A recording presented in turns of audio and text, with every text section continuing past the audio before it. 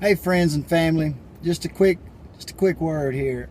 I just met a man, just actually purchased a piece of equipment from him, and him and his family have been in the coal business for 37 years. As of about, I think it's 5 years ago, excuse me, he said 3 years ago exactly, there was such regulations passed against the coal industry that it shut them down.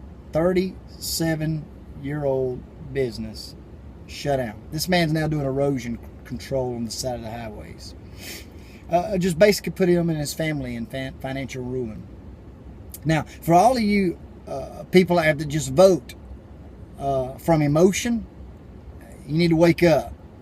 You say, well, Jonathan, how did voting for a president or a senator affect him?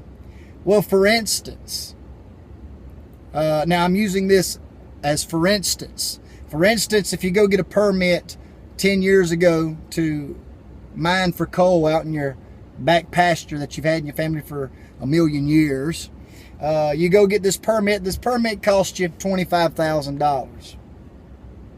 All right? But after Obama became president, and he got all his gooks in there with him, and the legislation of this clean energy crap, pardon my language, but it's junk. When they passed this clean energy legislation, that permit went from, say, 50 grand to $1 million. So if you've only got $3 million worth of coal in your backyard, which, by the way, is a nice little nest egg, but it's going to cost you $1 million before you can ever put an excavator in the dirt to mine it out. Shut the people down.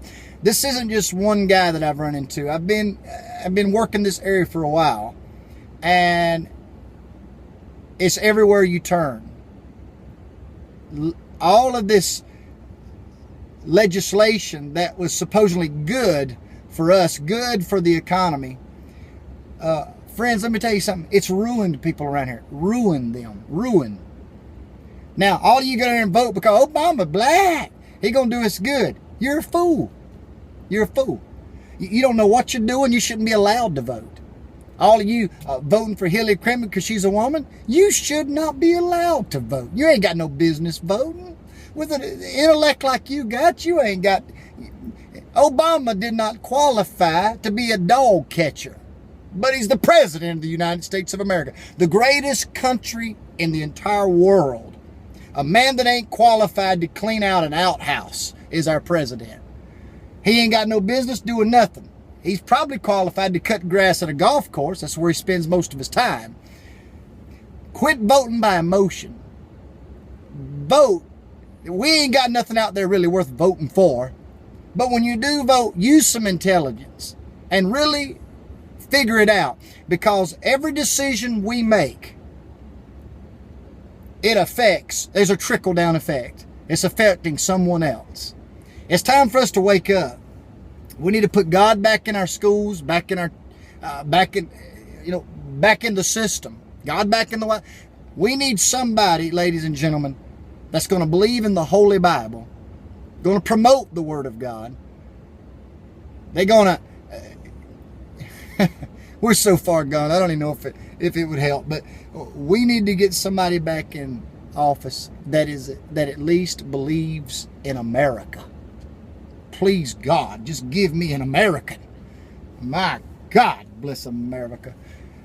Ladies and gentlemen, we got to turn this thing around, and we can only do it by voting and taking a stand, an intelligent stand, and by feeling for our brother, being able to feel, have compassion for our brother and our sister.